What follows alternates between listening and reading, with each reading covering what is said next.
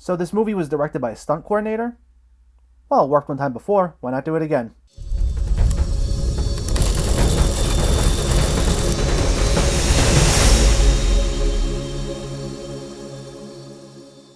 Extraction stars Chris Hemsworth as Tyler Rake, a Black Ops mercenary who's tasked with rescuing the son of one of India's crime lords, after he's kidnapped by another crime lord in Bangladesh. And as he goes through with his task, he realizes this kid is wanted by a lot more people than he realized, making his mission a whole lot deadlier. While I like a fair amount of Netflix's movies, I do find myself skeptical going into some of them. They can be wildly hit and miss. While they obviously have some great Oscar contenders each year, a lot of their other movies, not all, but a lot of them, can have the look and feel of a made-for-TV movie. There ends up being only so much substance in them. But what sparked my interest with this one was the fact that it was made by a lot of the key players from the Marvel Cinematic Universe. Joe Russo wrote the story, he co-produced it with his brother Anthony. Sam Hargrave, who was the stunt coordinator for Civil War and Avengers Endgame, is in the director's chair here. And of course, you have Thor himself, Chris Hemsworth, in the lead role. And it's a big budget, no-holds-barred action thriller, which is a bit of a rarity for Netflix, but it's fun. It's definitely a little more than your average non-Oscar Netflix movie. I will say right up front, if you're the sort of person who goes into a movie specifically for story or character development,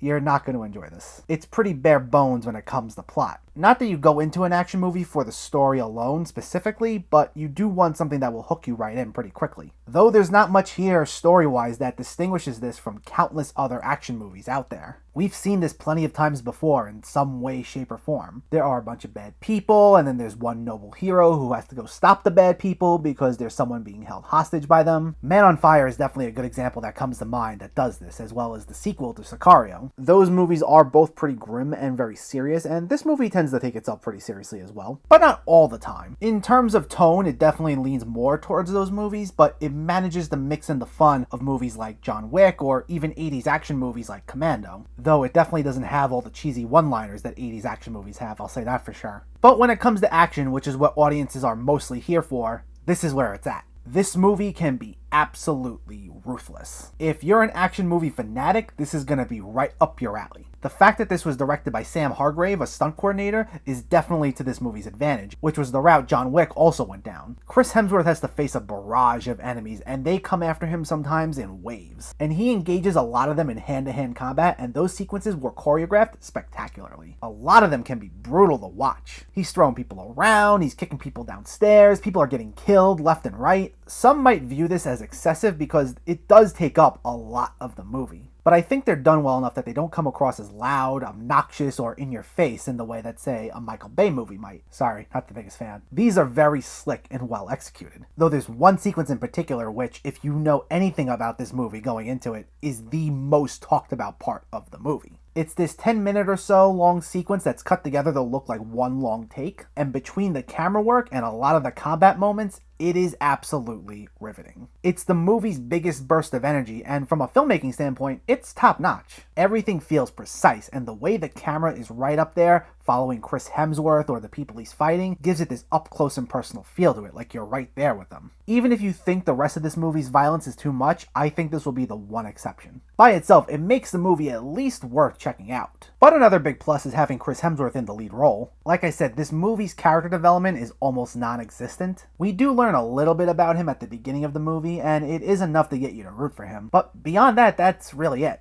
There's like one bonding moment he has with the kid about halfway through the movie. Plus there's also another really solid moment he has with David Harbour also halfway through the movie. But otherwise this movie's mostly carried by Hemsworth's natural likability. We can get behind this guy more so for Hemsworth's energetic delivery rather than the character being well written. We really don't learn much about him throughout the movie. Nor do we really learn anything meaningful about the kid he's protecting either. But again, the same rules apply. The actor, Rudrash Jaiswal, and I apologize if I'm butchering that, but he does a fine job here with what he's given. He has some solid chemistry with Hemsworth, and they do have some fun exchanges together. But again, we really only know so much about him, other than the fact that he's the son of this crime lord. The only reason we like him so much is mainly for the performance. And in most other movies, this would be a problem. This movie has a bare-bones story and characters who are not well written, and those are the two most fundamentally important elements in any movie. But because the performances are so great, that's what makes the characters likable and gives you enough that you can stay invested in them. And you know, that's not something that's necessarily easy to pull off in a movie that doesn't have great writing. So I gotta hand it to the cast here.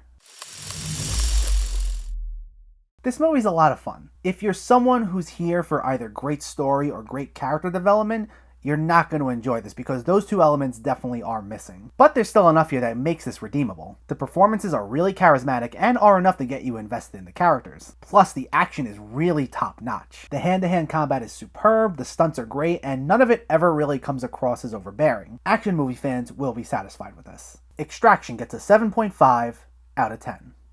So let me know, did you see Extraction or are you planning to see it, and what were your thoughts? Did you enjoy the action sequences? Did you enjoy Chris Hemsworth's performance? And what's one of your favorite action movies to watch?